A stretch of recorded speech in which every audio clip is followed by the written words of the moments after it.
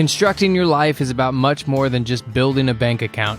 Each week, join real estate entrepreneur and mindset coach Austin Linney as he interviews guests who are constructing their dream lives and impacting the world around them on a daily basis. If you're an entrepreneur or wanting to start a business, or you just want to hear motivating stories of how others have overcome the odds, you are in the right place. And now for your host, Austin Linney. Guys, welcome back to Construct Your Life. You know, I've released 304 episodes, and this is the first time I've had a comic on. But you're also a dating coach? Are you so funny because men don't know how to date anymore? Like you had to become but I have Paul Roseberry in the house. How are you doing? I'm great, man. How are you? I'm good. So in true fashion, Austin Linney style, I know nothing about you. Got interviews to you by Dennis. I just interviewed Brian. Dennis is my new hype man. So, but those dude, awesome. With my guests, I like to let them tell their story and kind of start where they want to. So tell me a little bit about yourself. So as you mentioned, I'm a dating coach and also a comedian. And so as you started to kind of ask there, it started with comedy. It started with comedy because, I've loved to laugh since I was a kid, and I've always wanted to be involved in stand-up comedy. As time went on, came to find out my various quests in the dating world had led me to quite a volume of knowledge that I could pass on to others. And so it just kind of became, it was not an intent. I wasn't looking for it. I just had reached a point in life where, I worked in a big office in New York City. And so one guy would tell me about this breakup he was having, or another guy would tell me about how he was in trouble with this girl. And I'd hear, and I'd be like, well, dude, do this, or like, do that. Like, how are you missing this? And then it would work. And one after another, I'm like solving breakups and putting people, so after a while, the word kind of got out, and then like a guy's brother would come to me, and then like another guy who I didn't even know knew me would come up to me. A guy came up to me in a store in New York City, saw me from across the street through the window, ran in and was like, "Hey!" And then I just thought we'd catch up. We traded numbers, and the next day he's like, "Yeah, the reason I called, I really could use some help with girls." I'm like, "Who are you?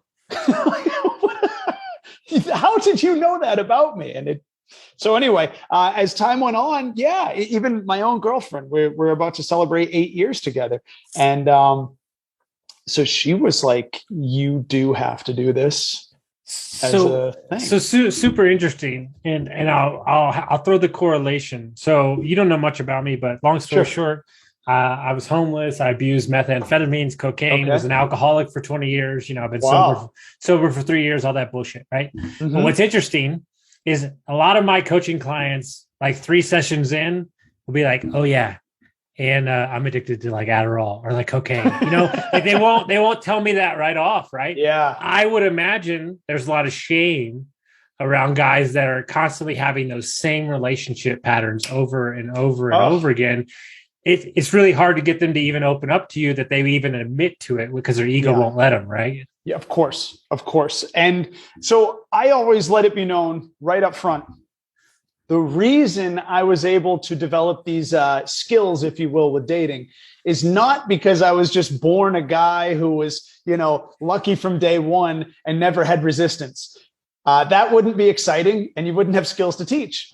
You would just be lucky.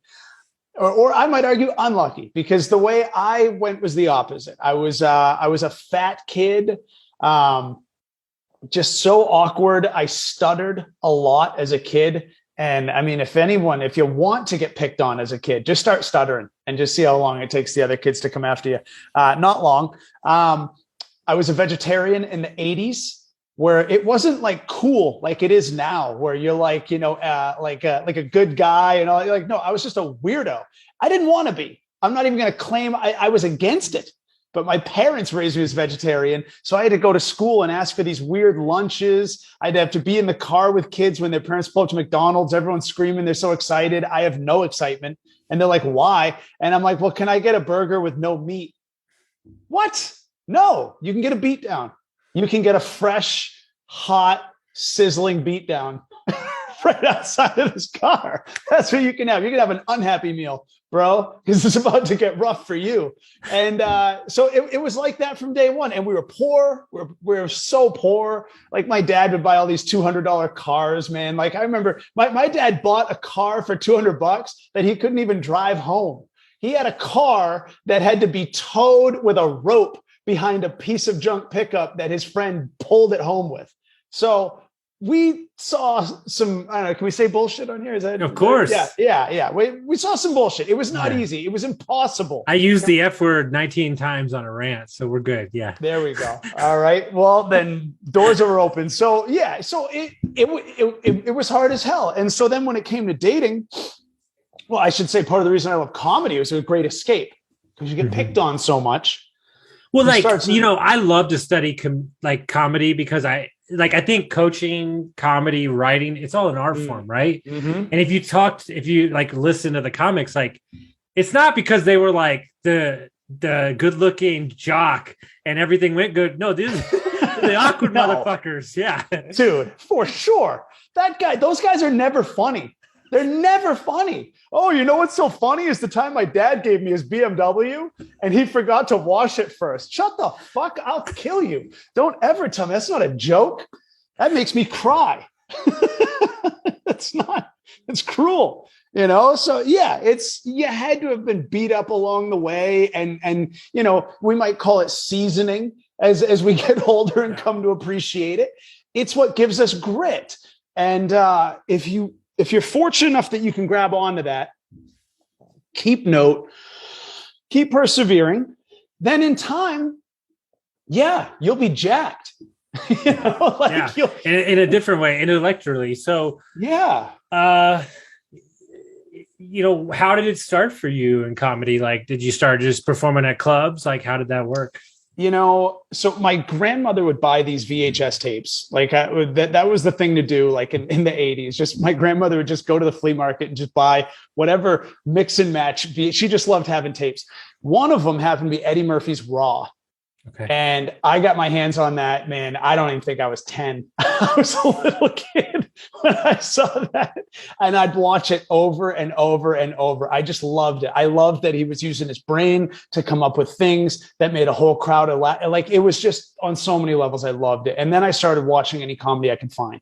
I'd run home from school. We didn't have DVR back then. No one did. So you'd try to catch VH1 Spotlight or whatever, just anything to get some comedy.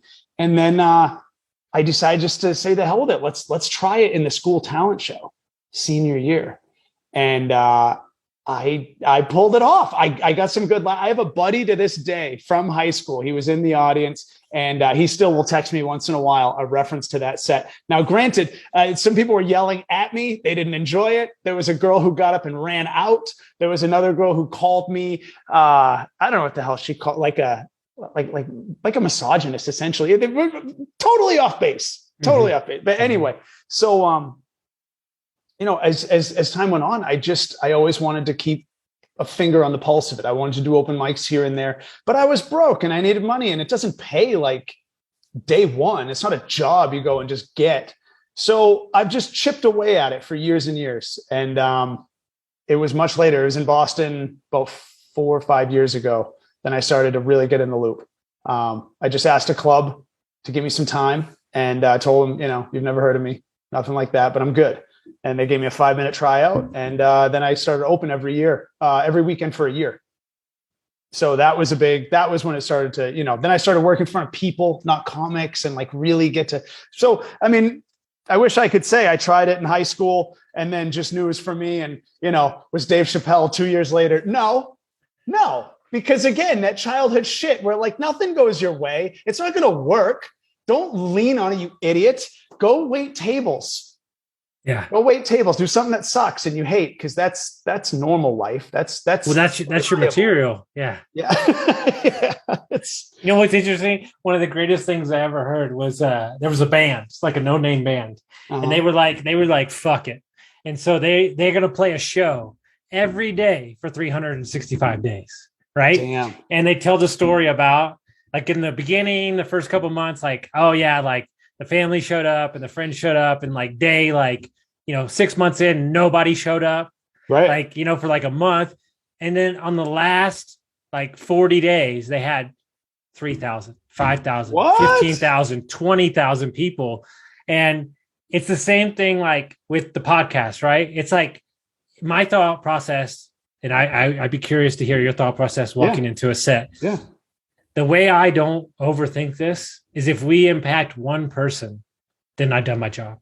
Yeah. And so how do you, when you walk, because that takes a lot of confidence and sometimes you're not always feeling it. Yeah. So what do you tell yourself when you're walking up to that set? You know what? That's a question that I've been on. There's kind of a few stages to it. On the one hand, yes. On the one hand, like you said, when you've got something you want other people to hear, even if it is one person, just get it out there. Just get it out, because if you enjoy it and you think somebody else will get like a little break from work for a minute by laughing at it, great. Get that out there. It's not even like hey, look at me, look what I did. It's like hey, enjoy this. Like you're giving them a cookie, just have that. But also, as far as prepping it, there's a thing I've been talking with my girlfriend recently about how it's wild how it'll still get in your head.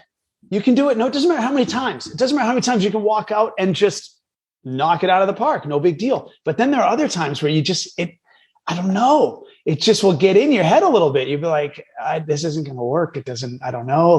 What am I, and, so I think part of it is kind of, just to stay to have a bubble and you stay in it. It's literally, we've been talking about it all weekend long about just, you've got to decide what your vibe is, decide just what it is that you're up to. And just don't, like Scarface says, he's got his brains and his balls. Doesn't break either for anybody, right? You can't go breaking your whole comedy world because of a crowd of 50 people you've never met. You can't, then what are you worth? You got to walk out there the same guy you are when you're home. That's it. It doesn't matter if you got 10 million in the bank or $1 in the bank.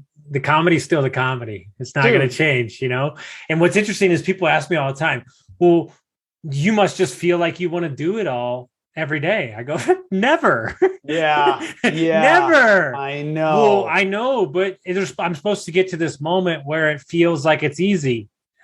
Never. Dude, I've had that question, because sometimes I'll look back and I'll be like, why did it take me so long to really put more into this? Because you, I just read a book about this. Yeah. You were playing toward your ideal self and not living up to that because nobody can. Yeah. Instead of looking behind you and saying, well, I remember then when there was 2 people. And now I remember there was 4 people. I do that too. It's like, dude, I'm sober now. I've lost 75 pounds. Holy shit. How dare you? Right. You're not doing it hard enough. And I'm like, yeah, but if I look at dude 3 years ago, that guy really didn't know what he was doing. Yeah. 75 pounds better. So, but this is that rub that people think you're going to get to. I wouldn't imagine, if I had to guess, I'm not around them, but I would imagine that, Chris Rock and all these bigger guys, they still have those doubts creep in their head. They just don't attach to them. Yeah. You'll hear Seinfeld say, I don't know if it was on Cars and Coffee or, I watch a lot of non-comedy comic. By the way, I've seen every episode. Yeah. There's no better. He talks about art the whole time. Yeah. I love it. Yeah. Just comedy. That's it. He says, well, why would I talk to anybody about anything else? That's all. Fair enough. But he said in one of them, I think it was an episode of that show where he said, that he still gets, jitters before going on. And I actually think that those will go away to some degree. I think they will. Maybe it'll change to an excitement, maybe, but I think that it kind of has to, in a way. I think so. There's an internal belief that I'm not gonna let fucking Joe Smo dictate. What I do sometimes, just because I'm a little kind of, I like to mess with people a lot. Mm-hmm. I sometimes know a word's misspelled, and I won't get it spelled right on purpose on my social media posts because some douchebag will DM me and talk about my grammar. Yeah. And I almost do it to show, I'm like, look how weak you are. That like you took the time to like DM me about my fucking grammar police. Dude, I was in a like talk with my dad recently, and I mean, I guess normally I wouldn't in any coaching scenario, I wouldn't say who I was coaching, but it's my dad. So whatever. I will say it was my dad. I don't give a shit. That's whatever HIPAA goes out the window when it's dad. And so he just really, I was really trying to hammer home a point to him, and like one that he needed. He was, you know, he was frustrated about some shit, and I had just woken up. It was the first thing I was doing. And I had said, you know, it's just too costful, blah, blah, blah. And he was like, costful? And I'm like, yes, it's too costful the way you're doing this. It doesn't blah, blah. And he was like, I don't think costful is a word. I think costly. And I was like, I don't give a shit. I was like, you're right. Of course, it's not a word. I haven't had coffee and my eyes aren't open. But how is that what you're taking from this? Are you out of your mind? Do you understand the effort I'm trying to offer to you to get? You're in a hole, man. You got shit going on. That's what you took from this? Costful is the wrong word? I'm handing you a fire extinguisher and you don't like the way that the fucking label is placed at an angle? Use the fire extinguisher, you ass. What's wrong with you? Dude, I was interviewing this guy who's flipped over like 5,000 houses in his career. And he has this big mastermind. And I said, what's the number one advice you would give to any new student coming in? He said, I would tell him to shut the fuck up and listen. He goes, I flipped 5,000 houses. I have 2 planes. And you got some douchebag who's never bought one house telling me, oh, well, I think you should do it this way. We've become a society of we want to be right instead of get it right. Yeah. And at the end of the day, like, there's been a lot of rooms I'm in where people are worth 300 million. Yeah. And guess what? I shut the fuck up. Yeah, dude. I teach guys that when it comes to dating. Like, I'll tell them, because a lot of times you get nerves before you go up to talk to a girl at a bar. And some of those nerves are telling you, well, I'm not good enough. She dates better guys than me. She's too hot for me, whatever. And then that's when you've got to shut the fuck up. Well, it's not, you know, I tell people all the time, the same thing I tell about mentoring, you could use it in dating. Yeah. It's not for you to determine why they would go out with you. Yeah. It's for you to be you. Right. Yeah. And here's a quote you could steal from me from Naval for the guys. You don't have any, because I guarantee you guys talk about this all the time, competition. You don't have any competition in life if you are authentically you. Yeah, I mean, for sure. And the thing is that you can't work against yourself and for yourself at the same time. You know what I mean? Like, you can't be like, well, I have this and I have that makes me someone who I like to be, and these great attributes that someone who's looking for a guy would enjoy, while also being like, yeah, but I'm kind of a scumbag and she probably gets better guys. And you know what? I've like you can't do both. So if you're working against yourself, you're not only creating problems for yourself, but you're also missing your offense, if you will. You know what I mean? Like you're missing your positive projection of good. What? So start off by at least silencing, because you got to realize that conversation is between you and you, and you're trying to interact with another person. One of you has to stop talking, ideally both, for a minute. If you can just go listen, and actually, because as it goes on in a relationship, you got to listen to the other person. You know, I tell my clients all the time that episode where George Costanza does the exact opposite of everything that he's believed in. He gets the girl, and I said, just do that. Yeah. Like, everything that you think, like, my favorite thing to do to him is like, hey, if you had to suspend all reality and context in your life, what is the question that you would ask me right now? And in that moment, it's like the only time they've ever been free. Like, to say like, oh, but you know what's interesting? And I'm curious your thoughts on this when it comes to like finding that one, right? Because I have lots of friends who are 36, 38. They still haven't found anybody. Like, let's be honest. Like, I am divorced and I've been with my girlfriend for a year and a half. Nice. We'll get married. Yeah. But I don't want to be out there. Like, out there is scary to me. Like, the dating world these days with the apps and the fucking shit. And it's like, so how does one even navigate this world that we live in these days? So you're not, it's like a theme. I talk to a lot of guys who are afraid to be out there, and they'll stay in something that they don't like because they don't want to be out there. And how is that worse? Or how isn't that worse? You know what I mean? It just, yeah, sure. It sucks to start over, but I mean, if you're in something that doesn't work, then you have to go start over. It's because you got to view the positives. You got to want something from this. You got to be aware what you want from it. You have to feel that you're worth being able to achieve the things you want from it. And then, of course, it's going to make sense to take off a shoe that doesn't fit. You know what I mean? It's got to be a shoe that doesn't fit. Is it 3 sizes too small and your toes hurt when you walk? Then take it off. Take it off. Or possibly it might be that, you just need it. No relationship is going to work for you because you don't have some of the core functions of what makes any relationship work. So maybe take this moment, as I coach a lot of guys, and I tell them, let's first start by building up your relationship skills to a point where you can feel you bring your real you to this relationship. And that allows that person, your partner, to bring their real self also to the relationship. Then you can, at least before you make any rash decision, really know what this relationship's about and who's in it. Well, I actually think, and I don't know you that well, but Sure. To hear you talk, I actually don't think you're a dating coach. Yes, you are on the surface. Yeah. But I think what you're actually teaching them, if I had to guess, is how to date themselves. Yeah. Confidence. I teach a lot of confidence and relationship dynamics. Dating is, it's a catchy tag. So the dating coach comedian, because I do a lot of, crossover, and dating is just kind of like a fun, if you have to sum it up, it's more fun than relationship. It's a little, it's a little more exciting. But I coach guys who are married. I coach women, even though I say dating coach for men, of course I coach women here and there. It's the dynamics. You're right. It's the actual, I teach guys how to build their own value.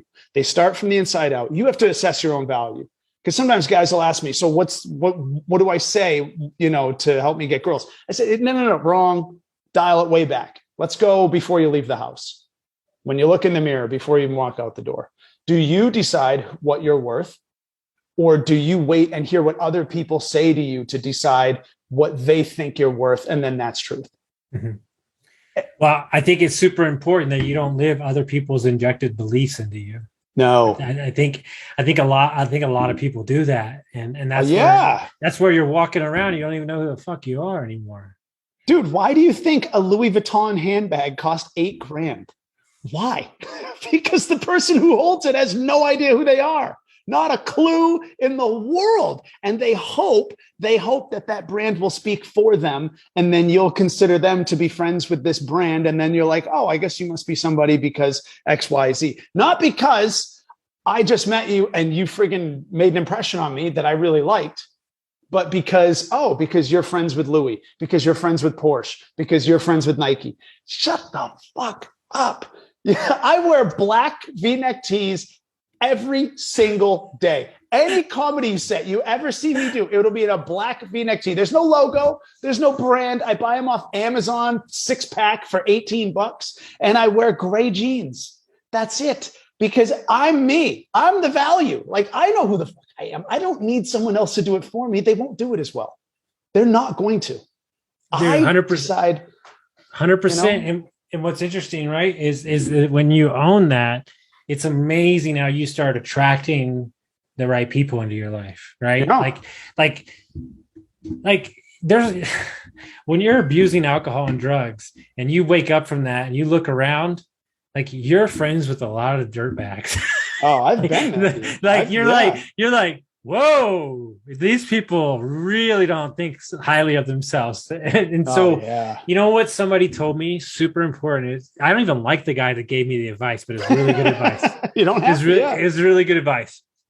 When I got divorced, he said in that first month, he said, don't date anybody because you don't validate yourself enough away from that to know how much value you have out in the world. So if you date somebody now, then that's going to be settling, right? And he's sure, like, and it was like really profound. I was like, wow, like that's like, if you're not going to date somebody that you're going to grow with, if you're not going to date somebody that sees you, like, but that happens all the time, like all the time. And so I almost think that you valuing yourself at this level puts off a certain energy that broken people latch onto, and then you have a toxic codependent relationship. Dude, I always say, I'd rather be a whole half than half whole. If you want to be able to get in a relationship, you've got to be a complete you walking into it, as opposed to, like you said, like one broken person meeting another broken person. And then we keep leaning on each other and swaying back and forth because neither of us know how to stand on our own. A month, like you said, is conservative. A month is conservative. I'm not into timelines, but that's conservative. That's well, I think my girlfriend can hear me. So we met very soon after. But I'm just saying, like, I was trying to brace it. But, hey, but and everyone's different. But and if you were in a place where you were able, I think the bigger thing for me is that the last 5 to 4 years of my marriage, I was already done. Right. So like in my mind, mentally, I was over it. Right. And so when it was time, And so I think, my coach said something to me that like, it rings true. And it's something that's always ringed in my head is like, he's like, I am very proud of you. And I was like, what? He's like, I'm very proud of you because you are knocking out all these things. You're getting sober, you're getting in shape. And you have a massively toxic relationship at home. He's like, it's very amazing. He said, I imagine how high you could fly if you had somebody that you loved to be around and supported you. And I was like, oh, fuck. Yeah. Yeah. Oh, fuck. That's one of those days. You don't forget that day. Yeah. That's a conversation. Yeah. It's truth. Think about that. It is, man. Like if they're supporting you and letting, you know what we're not allowed to be anymore? Ourselves. Guys, you know what, man? I have been in this short-term rental game for so long. I think I'm paying the light bills over at Airbnb and HomeAway and those companies. The fees are getting ridiculous.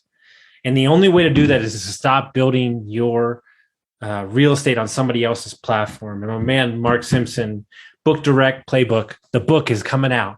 And this is a no-brainer. We got the hotels. The hotels do 50% direct booking on our website because of the tips and tricks that he's taught us with marketing and so on and so on. I've got a preview of this book. It is a game changer. Make sure you check it out, dude. You won't regret keeping more of your money for yourself. Nobody's allowed to be ourselves, right? You can't be goofy. We can't be. It's another thing I want to talk to you about. Here's my thing with adults. I think we forgot something in this world, and it's killing every single one of us. It's a 3-letter word. It's called fun. You ever heard of it? Yeah. We white knuckle this fucking life. We don't laugh anymore. We're trying to get to the next goal. We make sure we got our meditation in and read the next book. And it's like, come on, dude. Dude, kind of like a dark add to that is that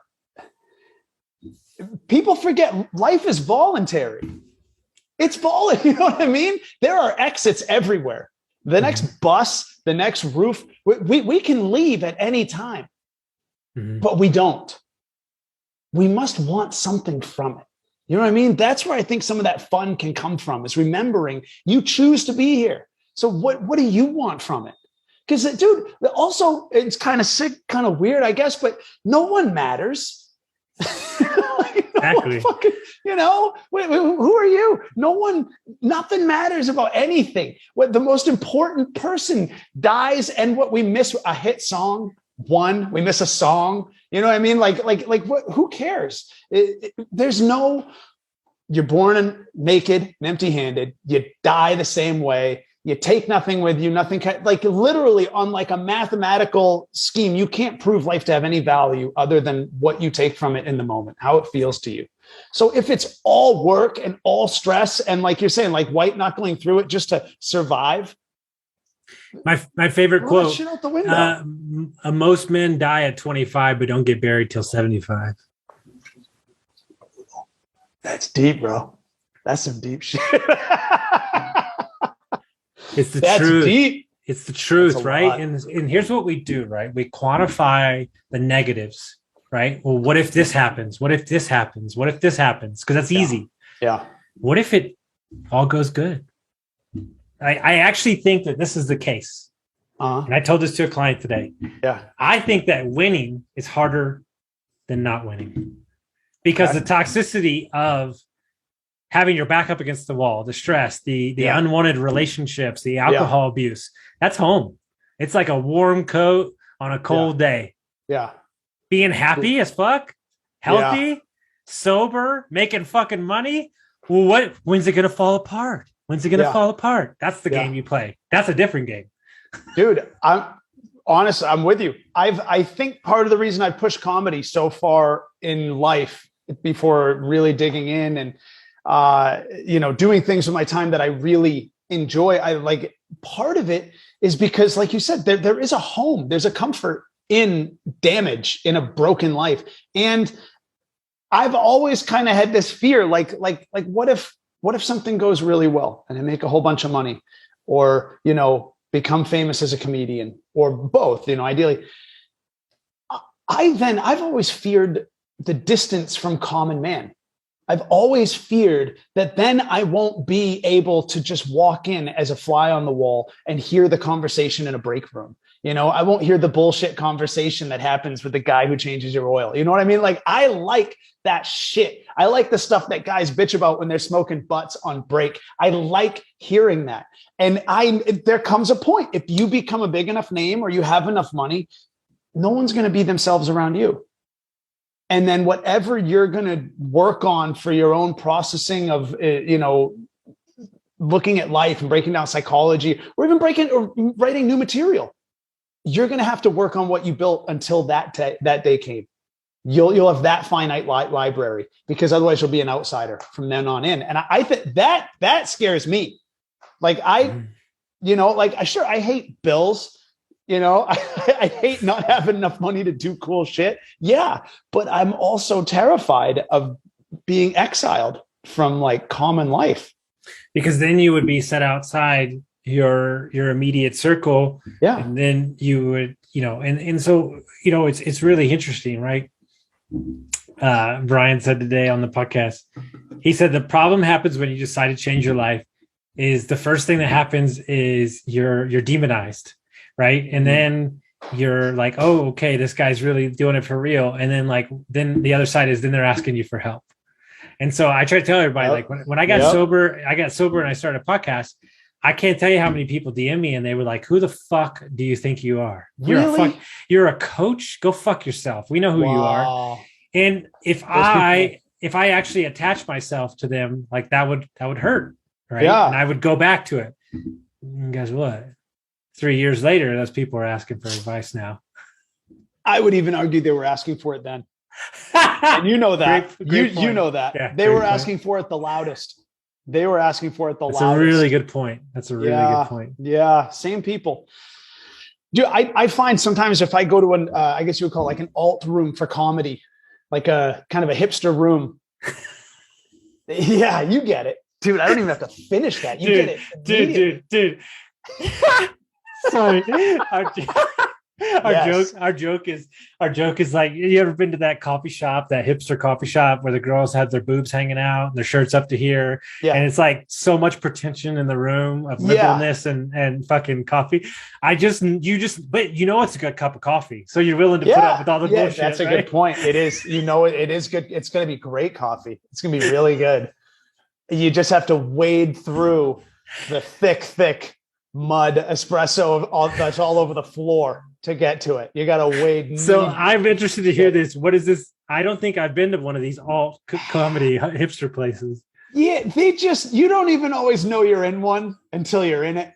And then you just look around, it's more like the circus. There's a bearded lady. You know what I mean? There's It's just all the fucking PT Barnum freak show is going on, but everyone acts like it's like they're not even really there to laugh. They're there to see if other people laugh. Like it's more. Yeah.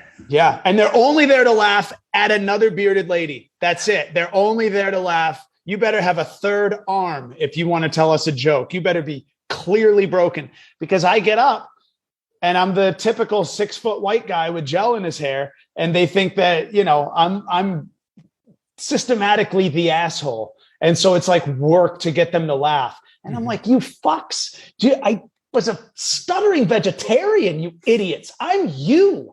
You just demonized me because I fought my way out of it and you didn't. You just went and bought a $150 shirt that you want to act like you bought it for $2 and just no, you're fucking wrong. I am exactly who you're cheering for. If you cheer hard enough that it works, I'm the final product. Guess what? Chew on that. And then no one wants to hear it. And, you know what I found, and this is not so much anymore, but definitely in the midst of getting sober. Yeah. Like I had a lot of aggression towards me with other men. Yeah. When we'd be out like a networking event or like at their house when they would get drunk, because I'm a mirror. Yeah. And they're like upset about it. Right. And so like the thing is like, be careful when you're casting your stones that you're not upset that you're not what they are already. Yeah. Like, I think that's really what it's about. You're not really upset at that person. You're upset with yourself. Of course.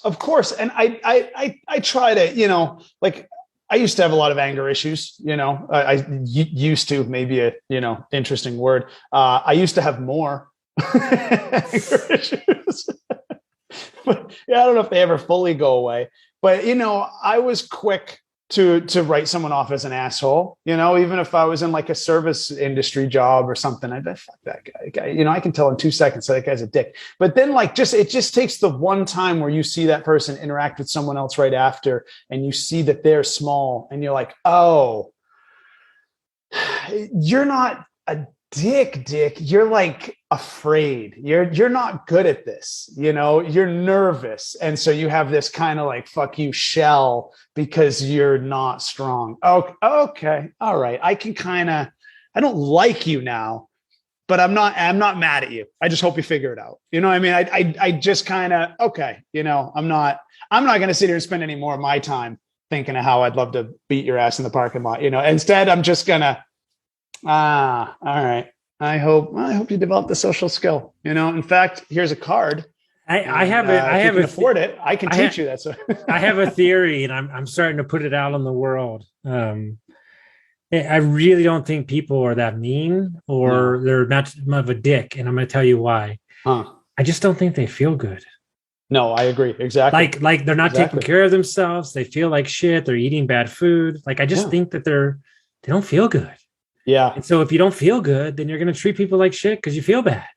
Dude, like you're not sleeping, you're not eating well, you're drinking too much. Like, okay. Like, and so if that's the case, right? I had a mentor tell me, if you can understand that everybody is dealing with something, then you can have compassion in your heart. So I give everybody the benefit of the doubt. It's burned me a bunch, but it's also served me way more times than it's burned me. And that's just the way I'm going to live my life. Yeah. And it costs you less. You got to put yourself first. I think people forget that selfishness is actually an incredibly powerful tool in life. And it's got to be cornerstone if you know how to use it correctly. You've got to be selfish in a sense of you're not going to do anything unless there's something in it for you.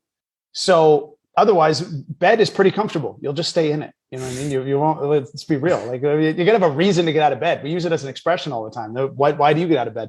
But like, did you really get out of bed to argue with some nitwit who you don't know? You know what I mean? Like, is that really a good use of your time? You only have so much energy. That there's actually studies that show your brain uses up 20% of your calorie consumption, even though it's like 3% of your body weight. It takes a lot of energy to think.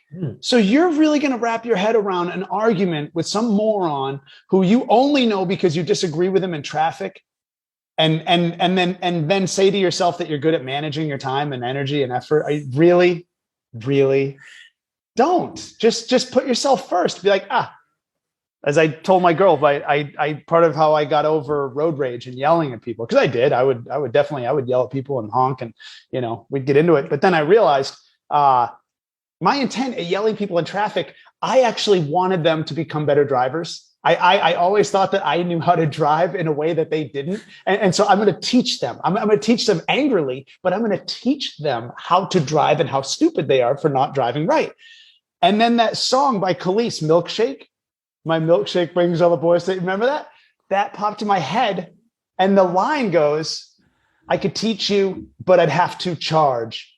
And I was like, I'm going to force my knowledge on someone else as a form of education for free, and they don't even want it. I'm a horrible teacher. And my product must be worth nothing because I'm trying to give it away to people who didn't ask for it. So I called it a poker. I was a poker.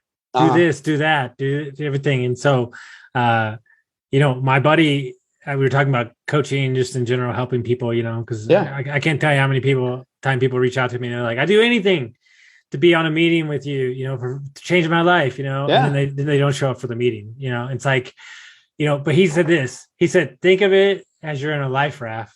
And there's 100 people in the water that you need to save. Yeah. Save the ones that are swimming the fastest to you. Yeah. I mean, at the end of the day, like I've gotten to a point where, like, not to be rude, but I'm super busy.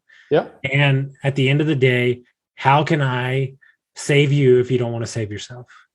Dude, step one to any mentorship, any coaching, any improvement, you, not your peers, not anyone else, you have to want it. Then we have a chance of getting somewhere. There's no guarantee, but that is cornerstone. It's like any religion. You know what I mean? Any religion, you have to want to believe that a guy this and, a person this, but you have to want it. And with your boat analogy, I often say, similar, where it kind of meets up with that a little bit, make sure you stay in the boat. Make sure bro. You know what I mean? You know what I mean? You know what I mean? Oh my God. Make sure you know exactly. We call that trauma bonding in my coaching group. Yeah. You know what really fucked me up? What's that? To fucking lay on top of your analogy. This is what really was one of those, I need to take a walk for about 45 minutes. Yeah. This hammer got dropped on me. He said, your need for your clients to be successful is a form of victimhood. And I was like, hold up. I already was a victim for 20 years. I beat that shit with my drug addiction. Yeah. I know, but you need to ride up on the white horse and you need to save him. Yeah. And that was the moment I put down my sword and I became a guide, not a coach. Yeah. Interesting. And so here's the number one thing. This is a very confusing statement I'm about to make. It's very hard for people to understand this. Yeah. The hardest thing that you can do as a coach is not be what you think they need you to be. Yeah. Only be what you need to be. Yeah. Yeah. It's very hard when you start coaching. Well, because you're going to miss steps. Otherwise, you already see the whole road, but you've got to figure out what little pieces they're missing. Like sometimes you're trying to teach somebody to run down the street and you're like, wait, we didn't go over shoe tying? Oh, shit. There's this admiral in the military, and he spends the whole first day at his boot camp teaching people how to tie shoes properly. Dude, I mean, honestly, and you learn that from coaching. The more you coach, the more you learn things that you didn't know. Shit, I guess we have to have a module, if you will, on this. I would have breezed right by it and you would have been somewhat lost because I would have. That's where I think content creation and coaching is somewhat of an art because, and I study it because when I do my rants, right, I'll get like text messages and people are like, are you okay, bro? Like, you sound really angry. Like, I'm like, dude, I'm the happiest I've ever been. Business is great. I got a beautiful girlfriend. And they're like, I don't get it. You sounded really upset. And I go, what you don't understand is I'm channeling and talking to my 17-year-old self. Yeah. And so I'm so far removed from alcohol addiction, but I coach a lot of people that are still addicted. Yeah. I have to literally transport myself back to that version of myself to connect with them, or I will. Right. This is what I said to myself when I started coaching. No offense to Tony Robbins. I listen to him. No offense to all the big guys. Mm-hmm. But I truly believe that they're disconnected from the audience. They're so far removed from it that on a broad scale it works, but not one-on-one like I coach. Yeah. I wouldn't be connected with them. Yeah. They've got it. It's like that fear I was saying, when you become rich, that, people who aren't are going to treat you differently and not act like themselves. What does Seinfeld always say? It's really hard to be a successful rich comedian. You don't have any strife anymore. Exactly. Like no offense to Sebastian Maniscalco, but he's not as funny as he was when he was wearing that purple shirt that episode. Man, when he was just coming up, like that second one was not that good. I wish I could have asked. Like 4 days ago, maybe last week, we saw him at the grocery store, and I was like, oh my God, I'd like, but you're not going to run up to the guy. But yeah, dude. I mean, and I love that guy. I haven't watched, I don't know the chronology of his specials well enough to know which one I like the most. He took me a while to get into, because I thought his hand gestures were just a little too much for me. And then I really listened to his writing, and I was like, God damn, he's got it figured out. There's something that nobody would take out of, the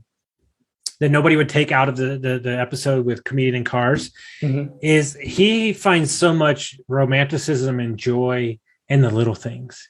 And I think that's the difference maker.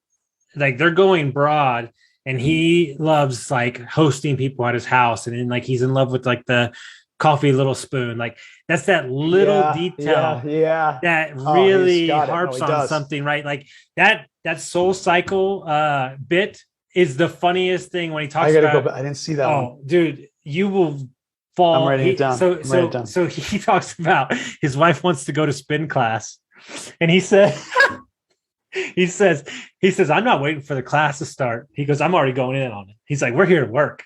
And he says, then this guy walks in. He goes, you ever met those guys that is like happy about everything, like way too charged up? And he's like, how are we doing today? Like, let's go. And he's like, he starts getting into the class, and the guy's like, cycle hard, like forget about that old boss, forget about that boyfriend that doesn't fucking care about you, he goes, I'm just trying to work off the cheesecake last night. Where the fuck are we? What kind of coaching session, what kind of deep, wow, I gotta watch that. I made a note. Super great. But it's like, I'm the type of guy, and I'm curious if you're this too, like other people are going for the economy. I'm watching for the execution of the economy. Like when I saw my coach a workshop, I don't even think he said a word that I paid attention to. I was more worried about his mannerisms, how he directed the workshop. That's always been I always look at the act of doing it, not what's being said. Oh, for sure. That's dude. And with comedy, that's absolutely, and with coaching, with anything, with any personality, dude, I'm not even a big politics guy, but I just watch to see, how they act. I try to like look for, like a policy share. I'm not, at all a politics guy, but I look for that more than anything else. And with comedy, like it's always a known thing. You could take Chris Rock's material and read it and do okay. But it's when he drills it as Chris Rock, and he's got the mannerisms, he's got the pacing, he's got the expressions, and he knows exactly. That's when it becomes, a world star, as opposed to, you can chunk anything. If you're off, if you're in your head, if you're not there, if you're like, and it happens too. I did a set recently. I did 8 minutes where a guy came up to me and told me he thought I'd been doing comedy for twice as long as I had, and he's a comic, and he was really giving me a huge compliment and shook my hand, like waded through some of the other comics to shake my hand. And I thought that was really cool, but that set sucked. That set was not good. That set was good. It was good. Was it something where I'm like, hey, I'm going to dominate this industry one day because of that set? Hell no. Do I know why? Yep. I know exactly why. I do. So I'm going to share something with you, and then I'll get you out of here. And I've only shared this with like a couple people, and I don't know how people take it, but I don't really care. So I've only heard one other person say they do this too. But the way I live my life is like there's me, and I'm here, and I'm talking to you. Yeah. And then right next to me is my consciousness. And so we're walking in tandem. And so I have a photographic memory. So 3 weeks from now, I'll replay this entire thing in my head, and I'll go, okay, I could have fixed that. I could have fixed that. And so at all times in my life, I'm changing in step with what's happening, right? And so that's why people have always said to me, like, we give you some feedback at like 9 o'clock at night on Tuesday, and Wednesday morning, you're a different human. Yeah. Oh, like I think comics kind of have that same thing too. It's like we're maybe on stage and we're doing our set, but I'm also reading the room, and I see that person in the back corner and all that stuff like that, you know? Dude, I mean, I rewrite, like, you know, people ask if you write jokes down sometimes, but I don't have to, because I've done it 12,000 times since the day I wrote it 2 days ago. You know, like it's constantly going through the head. And then you'll say like, that's not the right word because that's going to confuse them. And then we shrink that word into, into a different word, or take 2 into 1 or 1 into 3, you know, and I live for the rewrites. It's a constant set of rewrites. And so with that being the mindset, and that'll help you because you've got to be flexible. You know what I mean? Like you've got to know that you're welcome to 2021 where crypto and fucking, you know, COVID and all this shit. Like if you're not flexible and you can't pivot, then you're fucked. Yeah. Dude. And you just don't want to be so stiff that you break, because you'll break.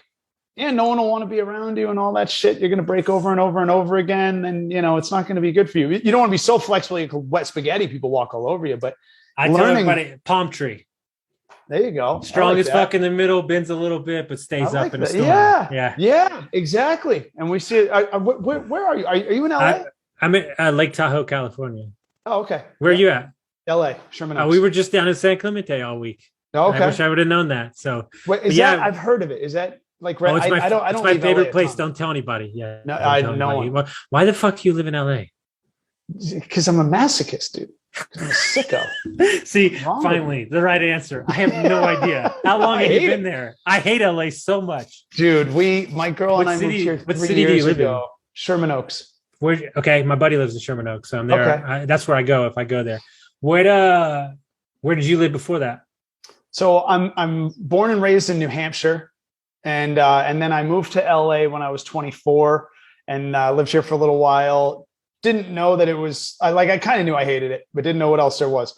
When I was 30, I moved to New York City, and it got a lot more fun. New York City was the shit. I also made a little bit of money, so I wasn't rich, but I could afford to enjoy myself, you know, and go out.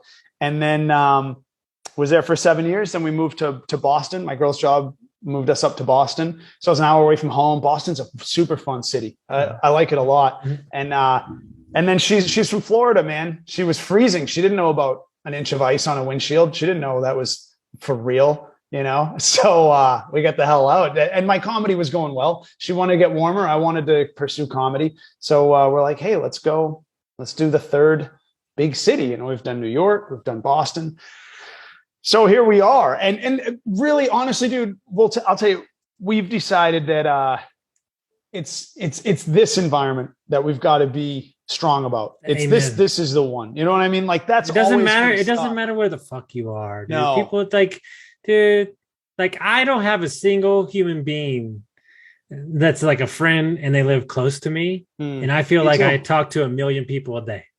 Yeah. Like, my closest friends live very far away. Yeah. We communicate. You know what I tell everybody is my favorite quote. Don't worry about where the fuck I am. I'm everywhere. Like I got businesses in Florida. I got businesses in Oklahoma. I'm everywhere. Don't worry about where the fuck I am. Like that's the way I operate. And if I need to get there, I can jump on a plane and we'll be fine. Like, yeah. And to be honest with you, if I'm there, you're probably not going to like me because I'm working and I'm rocking and rolling. You're going to have to enter my level. Yeah. Look at that face. I see the face you made. That was hyperspeed right there. It's the truth, because I actually find peace in learning to be away from the situation and handle it, I think it makes more of you. But when you're always there and you can fix it and you're the first one to jump, you're not doing anything. You don't have a business. You actually have a job. Yeah, life is about finding the right level of resistance.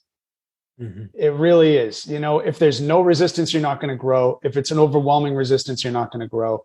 If it's the right amount that you can work with it and then find a little bit of traction, and then your muscles get stronger, and then you can take on more resistance. And before you know it, you're playing with big pieces in life.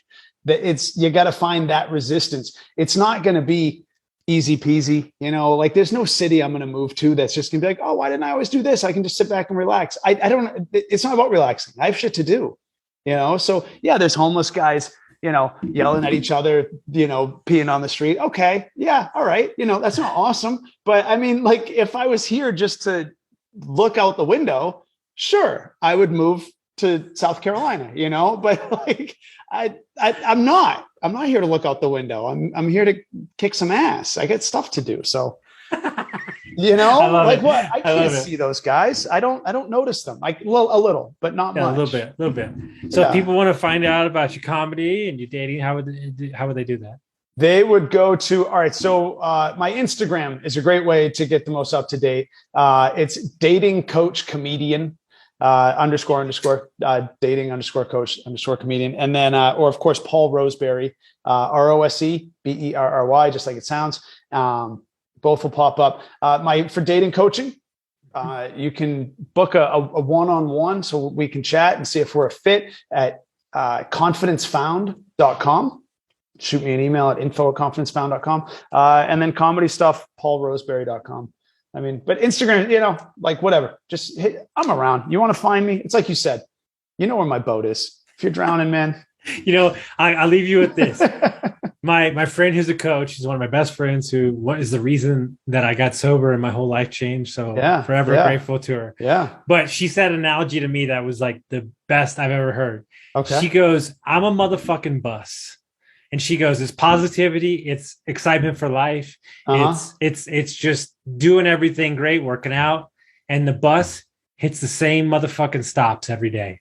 How about that? Either get on or don't get on, but stay out of the way. Yeah. You know where to be. I love it. I was like, that's it right there. That is awesome. But guys, if you like this episode, send it to your friends, share it with somebody that gets some value, and we'll see you next time.